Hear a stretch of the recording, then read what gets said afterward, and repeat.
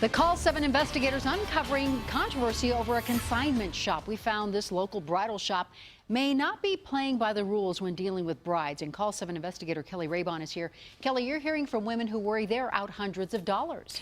And many brides will tell you finding the perfect dress is a special moment. And that was the case for this woman. But when she decided to consign her wedding dress to recoup some of the money, she says the consignment shop left her empty-handed. I found my dream dress, paid a lot of money for it, loved it. I have such good memories in it.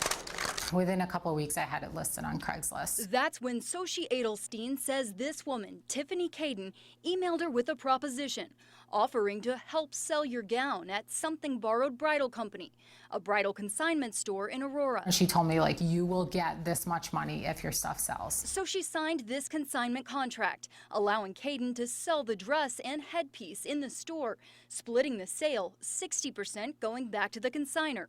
In November, she got a call from Kayden. She sold my headpiece. She will be sending me a check in the mail for $80. But the check never came. Couldn't get a straight answer about what was going on. Where was the check? Meanwhile, time was running out.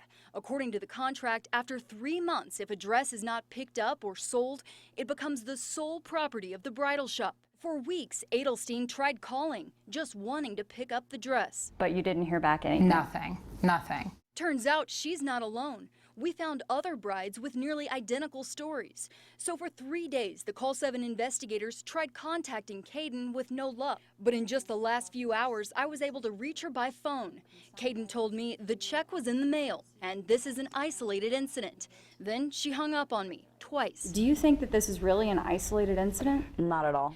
Andrea Dominguez briefly worked at Something Borrowed with Kayden. Every time somebody would call to try to come and pick up their dress, she blows them off until their grace period is done and she gets to keep their dress. And it's not just consigners that didn't get paid.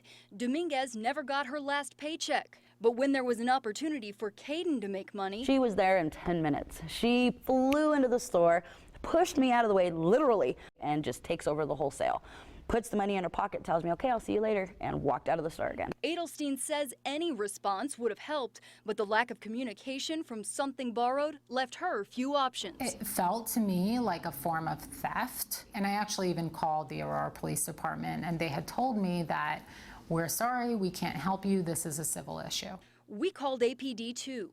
They said, quote, it's a civil issue and is not a criminal matter. I don't agree with that. Dan Recht is a criminal defense attorney. The actions of this woman that took the dresses could easily be construed as theft, criminal theft. He even showed us the statute. A person commits theft when he or she knowingly obtains or retains or exercises control over anything of value of another without authorization. Adelstein says she's not giving up and wants other brides to know if you take your dress to Something Borrowed, you may not get it back. I hope that it does not happen to anyone else, because now looking back, it's not worth it.